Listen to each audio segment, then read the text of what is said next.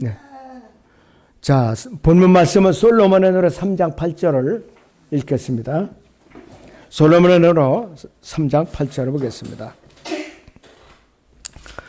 그들은 모두 칼을 잡으며 전쟁에 능숙한 사람들이라. 각자가 그 밤에 두려움으로 인하여 넓적다리에 칼을 찼도다 그랬습니다. 오늘의 주제는 성령의 칼을 차라입니다. 성령의 칼을 차라. 성경에서 칼은 하나님의 말씀을 상징해요. 하나님의 말씀. 그리스도인이 영적인 적들에 대항해 싸우려면 예리한 하나님의 말씀의 칼을 갖고 있어야 돼요. 본문의 솔로몬의 용사들은 넓적다리에 칼을 차고 있다 그래서 넓적다리예요. 자, 요한계시록 거기 19장 12절 16절 같이 보세요. 거기 그의 눈은 불꽃 같고 그랬습니다. 머리에는 많은 왕관이 있고 또 한 이름이 기록되어 있는데 그 자신 외에는 아무도 모르고 피에 적신 옷을 입었는데 그 이름은 하나님의 말씀이라고 불리더라. 또 하늘에 있는 군대들이 희고 정결한 세마포를 입고 흰 말들을 타고 그를 따르더라. 그의 입에서는 예리한 칼이 나와서 그것으로 민족들을 칠 것이요 또 철장으로 그들을 다스릴 것이며 그는 전능하신 하나님의 맹렬한 진노의 포도즙들을 밟으실 것이라.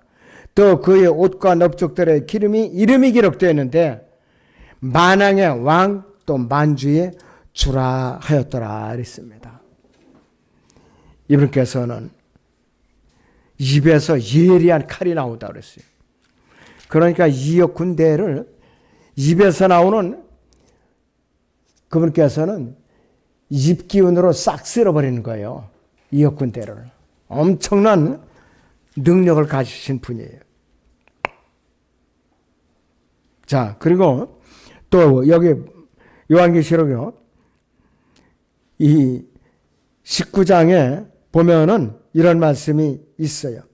12절에서 그의 눈은 불꽃 같고 머리에는 많은 왕관이 있다고 그랬어요.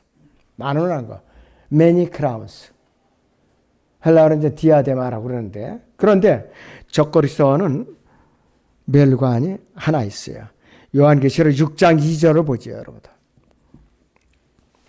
요한계시록 6장 2절을 보겠습니다.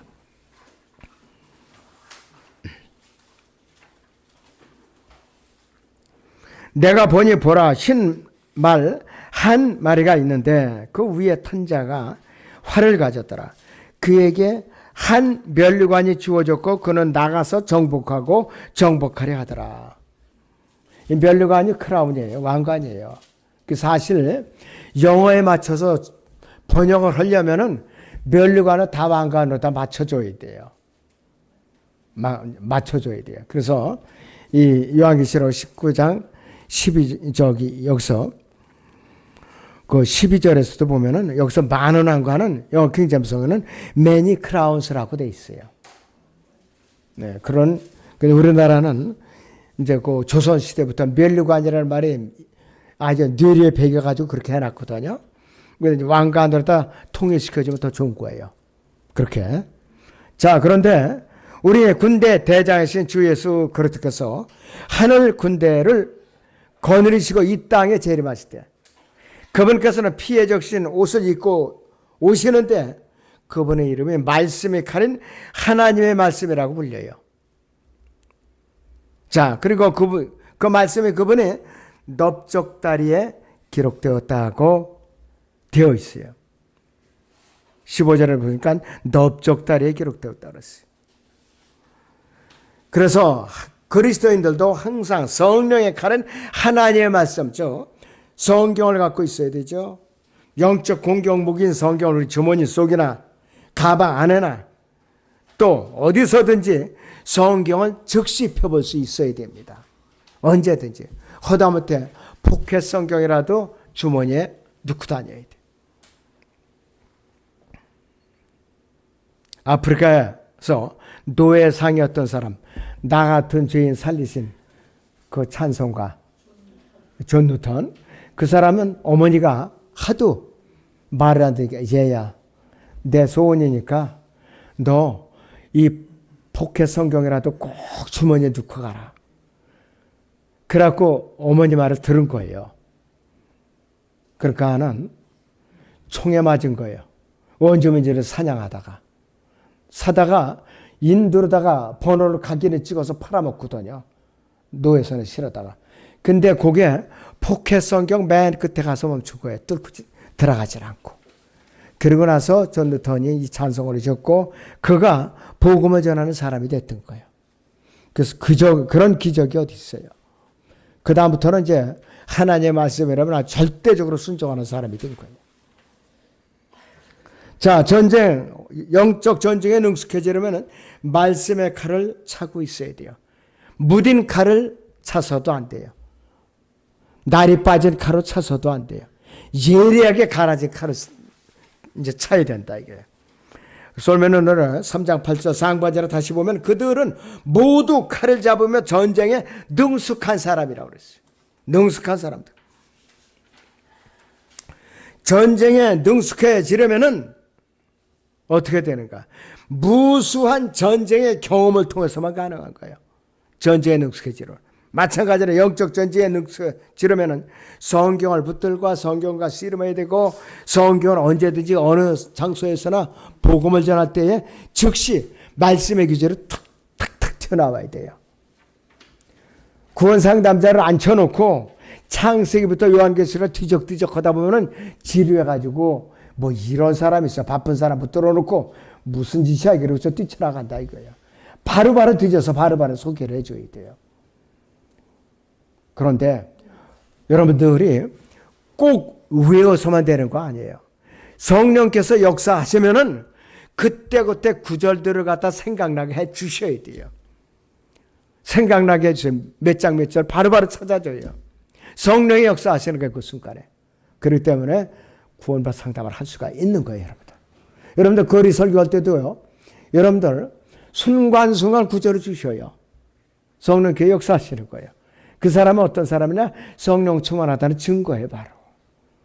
성령 충만하지 못한 사람은 말이 안 나와요. 성경 구절도 생각이 안 나요. 그런 거라고 해서. 그래서 말씀을 찾는 데 능숙해야 된다. 그리고 영적 존재에는 남녀가 따로 없어요. 육신적인 세상 전쟁에서 우리나라는 아직도 남자만 징병제예요. 그러나 이스라엘은 남녀 구분이 없어요. 다 징병제입니다. 미니스커트 입고 다니면서도 총을 메고 다녀요. 언제든지. 이스라엘 여성들은. 그럼 남녀가 구분이 없이 영적 전쟁에는 구분이 없더라. 그걸 여러분들이 아셔야 됩니다. 아니 나는 주부니까 복살이만 잘하면 되지. 이거 아니에요.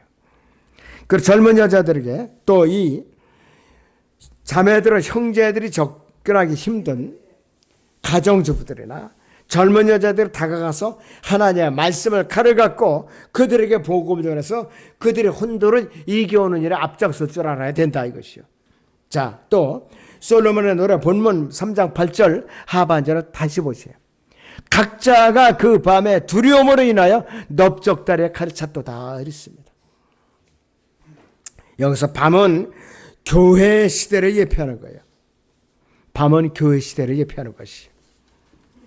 자, 그런데 여러분들 성경 좀 보죠. 로마서 13장을 보세요. 로마서 13장을 보겠습니다. 11절부터 13절까지 보죠. 로마서 13장 11절에서 13절을 보겠습니다.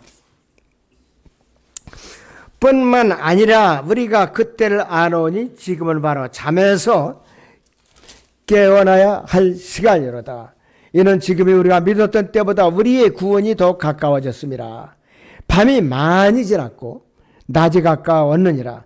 그러므로 어둠의 행위를 벗어버리고 빛이 갑옷을 입자.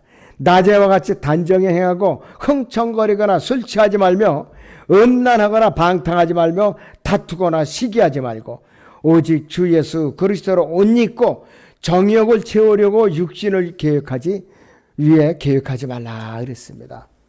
정말로 굉장히 중요한 거예요. 지금이 밤이에요. 교회 시대이기 때문에. 그래서 우리는 복음을 전해야 돼요. 자, 그렇기 때문에 이 교회 시대의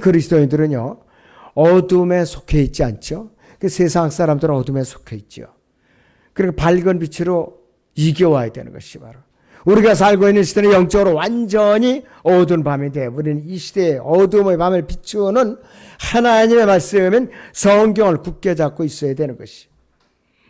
성경을 굳게 잡고 하나님의 전신 갑옷을 입고 있으면 우리는 두려움이 없어요. 디모데후서 1장 7절에서는 하나님께서 우리에게 주신 것은 그랬어요. 하나님께서 우리에게 주신 것은 두려워하는 영이 아니라 능력과 사랑과 건전한 생각의 영이라고 말하고 있어요. 바로 우리의 영적 싸움에서 유일한 공격 무기는 성경이에요. 성경. 공격 무기는 성경이라 이거예요. 그 안에 하나님께서 주신 약속들이 들어있고 그 약속을 받는 방법과 우리 안에 모든 문제와 두려움에 대한 해답이 전부 들어있어요. 또 우리의 대적 마귀의 공격을 막아내고 싸움에서 이기는 모든 작전 지침이 다 들어있어요. 이러한 일로 우리는 영적으로 한밤중인 이 교회 시대에 하나님의 말씀인 칼을 굳게 차고 있어야 돼요. 영적 정죄에 능숙해지려면 두 번째는 하나님의 전신갑옷을 입고 있어야 돼요. 하나님의 전신갑옷.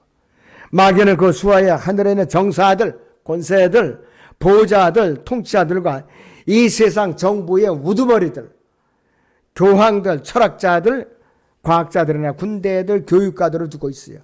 무수히 많은 불의는 그 군사들을 거느리고 있어요. 마귀의 군대들은 세상 왕국들을 통해서 계속 지금까지 존재해 왔어요. 마귀는 이 세상 정부의 통치자들, 우상 숭배자, 거짓말쟁이들, 살인자뿐만 아니라 또 무신론자, 보수주의 신학자는 심지어는 근본주의 목사, 거듭난 그리스도인, 자선사업가, 박애주의자, 경건한 금욕주의자, 죄인들이 혼을 주님께로 이겨오는 목사, 복음전도자, 또 심지어는 모세, 다윗, 베드로, 바울까지도 그가 마음만 먹으면 마음대로 이용할 수 있는 능력을 갖고 있어요. 배교한 기독교계 안에서 그리스도인들을 가장 혼란시키는 무리가 있는데 영어 킹제임스 성경을 공격하는 배교한 학자들과 신학교 교수들이에요. 가장 혼란시키는 자들. 이들이 사악한 행위는 치열한 전쟁을 치르는 최전방에서 자신의 무기를 분해해버리고 싸움을 포기하는 것이라 다름없는 아주 위험한 짓이에요.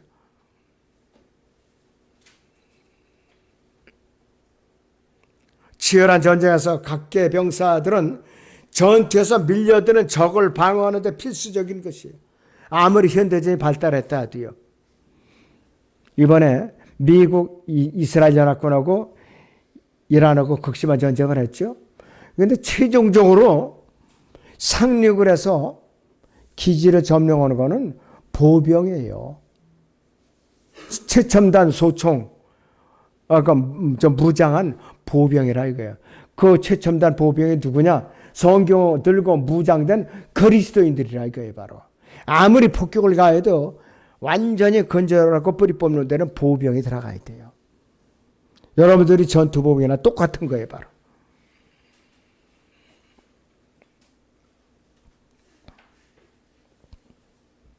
자, 그렇기 때문에 군사들이 사기라도 용기와 결단력을 든 문제 해결이 열쇠가 되는 거예요. 군사들이 사기가 떨어져 봐요. 군사들이 사기가 떨어져 봐요. 그건 끝나는 거예요. 우리나라 이겼던 낙동강 최후의 방어선에서 백선엽 장군이 앞장섰어요. 그 사람이 그 당시에 일사단장으로 알고 있어요. 내가 만약에 후퇴하면 나를 쏴 죽여라 그랬어요. 병사들한테. 최전방에 섰어요. 그렇기 때문에 낙동강 방어선을 지켜낸 거예요. 바로 용사들의 사기로서. 자, 에베소서 6장 12절을 같이 보시죠. 거기. 자, 이는 우리의 싸움이 혈과 육에 대항하는 것이 아니라 정사들과 권세들과 이 세상 어두움의 주관자들과 높은 곳들에 있는 영적 악에 대항하는 것이기 때문이라. 우리 눈에는 안 보여요. 비행기가 날아다니는 것은 12,000, 13,000m까지는 날아다녀요. 그 이상 위에는 천사들의 영역, 또 이들의 영역이에요. 전부 다. 우리 눈에 안 보인다 이거예요. 육신적으로 존재하는 그 존재들이 아니기 때문에 그렇다 이거예요. 다니엘서 9장에서 11장이나 요한복음 14장에서 16장, 에베소 2장 1절에서 3절에 그 통치자예요. 그들을 이제 부리는 통치자라 이거예요. 누구냐? 마귀라 이거예요. 바로 마귀의 수하들은 현재 세상 체계를 움직이고 있어요. 에베소 6장 14절에서는 그러므로 너희는 하나님의 전신갑옷을 입으라 이렇게 명령을 하고 있는 거예요. 명령입니다. 바로 단순하게 방어를 위한 무기나 공격을 위한 무기만 무장하지 말고 온몸의 전신갑옷을, 그러니까 공격과 방어를 동시에 할 수 있게끔 무장하라 이것이. 모든 전투는 두 가지였어요. 공격과 방어 요건은 다 갖춰야 돼요. 상대 선수에게 공격을 가하는 선수나 적에게 총검으로 공격을 가하는 군인이나 모두 방어를 게을리해서는 안 돼요. 모든 싸움에서 공격과 방어는 필수적인 바로 전법입니다. 아무것도 없이 믿음의 방패만 가지고 있는 그리스도인들은 공격을 할 수가 없어요. 칼이나 창이 있어야죠. 반대로 아무것도 없이 성령의 칼만 가지고 있는 그리스도인들은 영적 전쟁에서 어떻게 되나 상처를 입고 쓰러지거나 죽는다 이거예요. 바로. 우리에게는 이 두 가지가 모두 필요한 거라 이것이. 고대 전쟁에서도 자기 몸의 절반 정도로 가릴 수 있는 창을 딱 방패를 가려요 항상. 그리고 남보다 더 긴 창을 갖고 찌른다 이거예요.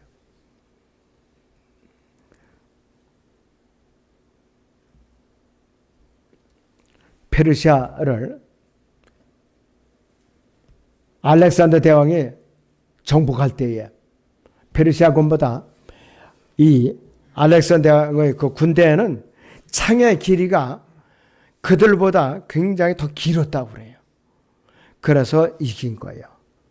더 기니까 아무리 걔들이 찔러봤자 묻히지 못하니까 방패도 더 튼튼하고 그래서 이긴 거라 이것이. 온몸에 전신갑옷을 입고 완전히 무장한 채 마귀를 대적하면은 마귀는 어떻게 되느냐? 도망치게 돼 있어요. 야고보서 4장 7절을 보죠, 여러분들. 야고보서 4장 7절을 봅니다.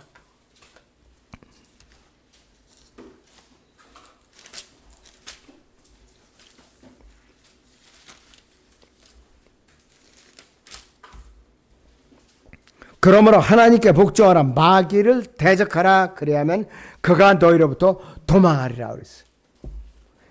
전신 갑옷을 입고 대적을 해야 돼요.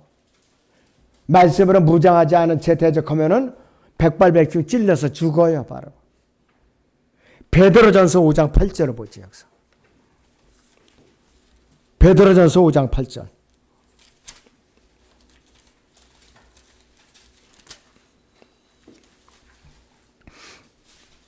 정신을 차리고 깨어 있으라. 이는 너희의 대적 마귀가 울부짖는 사자처럼 삼킬 자를 찾아 두루 다니기 때문이라 이랬습니다. 언제든지 틈만 있으면 삼킬 자를 찾아서 마귀를 찾아다니는 거예요. 두루 다니는 거예요. 누구를 삼켜먹을까 하고 무장하지 않고 말씀하기 대로 무장하지 않고 매일같이 모자를 하지 않 채 다니는 사람들이 뒷덜미를 콱 물어뜯어요. 여러분들 아프리카 대륙에 보세요. 대열에서 이탈해서 방심하고 있는 그 동물을 목덜미를 물어뜯거나 그 다음에는 이 뒤에서 그냥 확 물어가지고 낚아채버려요. 그건 백발백중 죽는 거예요. 바로 그리스도인들도 마찬가지예요. 이 대열에서 믿음의 선한 싸움의 대열에서 이탈하는 사람은 마귀의 공격 대상의 1호 대상입니다. 바로. 그렇기 때문에 교회 중심으로 마지막 때수로 뭉쳐야 돼요. 정말로 뭉쳐야 돼요. 우리의 군대 대장이신 주 예수 그리스도께서는 의의 흉배를 붙이라고 명령하세요. 가슴에다 의의 흉배를 붙이라 이거예요. 화살을 맞았을 때 뚫고 들어가지 못한 거예요. 마귀의 불화살을 맞았을 때 우리는 공격을 당해도 죽지 않는다 이거예요. 이건 뭐냐? 성도 개개인의 의의를 말하는 것이. 구원받은 그리스도인에게 이미 하나님께 주신 의 위에다가 실천적인 명령들을 실행하는 것이에요. 에베소서 4장을 잠깐 보겠습니다.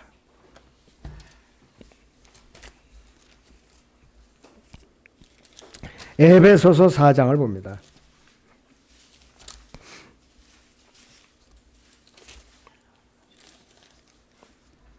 자, 여기서 2절에서 3절을 보죠. 모든 겸손과 온유와 오래 참음과 사랑 가운데서 서로 용납하고 화평의 띠 안에서 성령의 하나됨을 지키도록 열심히 노력하라고 그랬어요. 또 계속해서 봅니다.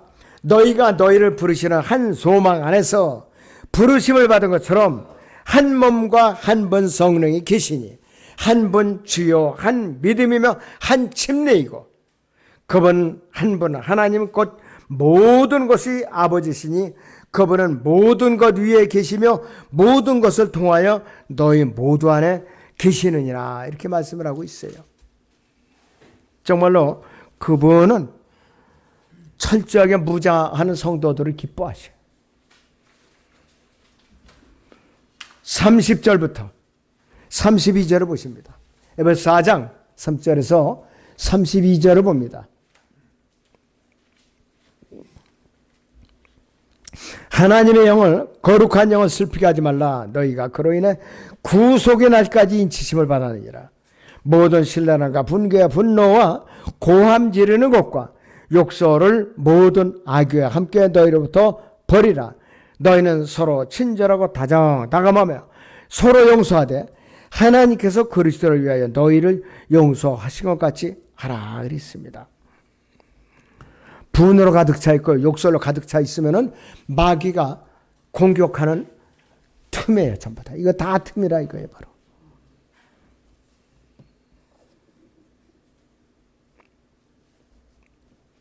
성도들은 이미 구원받는 순간 하나님의 의를 부여받은 사람이에요. 영적 전투에 임하기 위해서는 그 의를 실제로 붙여야 되는데 그리스도는 어디를 가든지 화평의 복음을 전파할 준비를 하고 있어야 되는 거예요. 예수 그리스도의 신실한 군사들로서 우리는 심지어는 교통사고로 찌그러운 차 안에서조차도 전쟁터에서도 복음을 전할 수 있는 담대함이 있어야 되는 것이. 에베소 6장 16절을 보시면 거기에 모든 것 위에 믿음의 방패를 가짐으로써 능히 너희가 악한 자의 모든 불붙은 화살을 끌 수 있을 것이라 이렇게 말하고 있습니다. 그래서 믿음의 방패도 없이 치열한 싸움에 뛰어드는 것은 바로 불붙은 화살을 맞는 것이나 다름없어요. 옛날에는 우리 조선시대에는 화차라는 무기가 있어요. 화차. 지금의 뭐냐면 천공. 2나 3 해야 돼요. 화살을 다발로 묶어가지고 이 통에다가 담아가지고서 뒤에서 불을 붙입니다. 그러면 화살을 수십 개씩 아주 무더기로 날아가는 거예요. 그것이 우리나라 천궁의 원조입니다. 바로. 지금은 중동으로 수출했죠. 그런데 그것을 무장하지 않은 채 그대로 맞아봐요. 즉사하죠. 우리 그리스도인은 똑같아요. 믿음의 방패를 철저하게 무장을 해야 되는 것이. 자, 칼이라는 말이요. 소드라는 말이 말씀은 워드에다가 영어 단어에서 S자 하나만 더 붙인 거예요. 칼이라는 것이. 워드 앞에 S만 붙이면 바로 소드. 찌르는 칼. 말씀의 칼이 되는 거예요. 바로. 성령의 칼은 성도들이 들고 다니는 양날이 있는 칼이며 그렇죠. 지난주에 제가 이제 설교를 이제 했는데 이것을 휘두르면 어떻게 되나 피가 낭자해진다 이게요.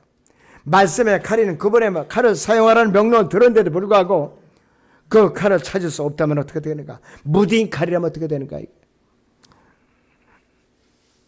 다윗이 사울 왕을 피해서 거의 10년간은 피난 생활을 했어요. 근데 원수인 사울과 군대가 잠이 들었을 때에 다윗과 그 병사들은 몰래 진지에 들어갔고 다윗이 이 사울이 창과 물병을 쓸고 멀리 빼내왔어요. 죽은 거예요. 사실은 죽일 수가 있었던 거예요. 그리고 나서는 사울이 더 이상 다윗을 쫓는 것을 이제 포기하고 돌아선 거예요. 이제 자기가 졌다 이시래요, 바로. 성령의 칼을, 하나님의 말씀이 바로 성령의 칼이고, 성령께서 칼을 갖고 계시고, 이 칼을 갖고 성령님께서 사람들을 무자비하게 찌르고 내리치시고 자르고 난도질하고 꿰뚫는다 이게요. 말씀의 피투성이가 흐르게 할 수 있다 이것이. 신실한 그리스도인들은 사자처럼 담대해야 돼요. 잠언 28장 1절을 보죠, 여러분들. 잠언 28장 1절을 봅니다.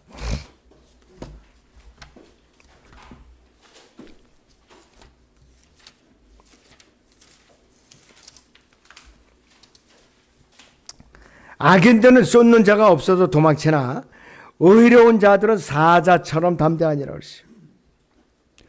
의로운 자들은 사자처럼 담대하니라 그랬어요. 여러분들 연약해 보이는 그리스도인들이요, 말씀의 칼로 무장하고 의로 무장하면 사자처럼 담대하게 돼 있어요. 사도 바울도요, 외모가 왜소하게 생겼다고 그래요. 말도 서툴고. 그러나 말씀으로 무장하고 나니까 사자처럼 담대했던 거예요. 아무리 내가 득지가 크고 뭐 운동을 하고 근육이 이렇게 나왔을지라도 말씀에 대해서 속이 비어있다면 그건 소용이 없어요. 하나님 편에서는 갓난아이만도 못한 거예요. 자, 지금까지 2000년 역사 교회를 통해서, 교회사를 통해서 사자처럼 담대한 이 그리스도인들은 목숨을 아끼지 않고 굳게 서서 담대하게 외쳤어요. 일상 죄인들에 대해서, 죄에 대해서 담대하다면은 그리스도인들은 죄를 꾸짖는데 담대할 줄 알아야 돼요. 체면을 차리고 몸을 도살했다가는 어떻게 되느냐? 겁이 나서 입을 열 수가 없어요. 열 수가 없다 이것이.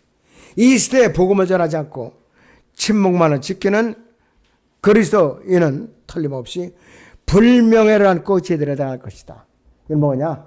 그리스도의 심판석 앞에 섰을 때에 상급과 위협이 없다 이거예요.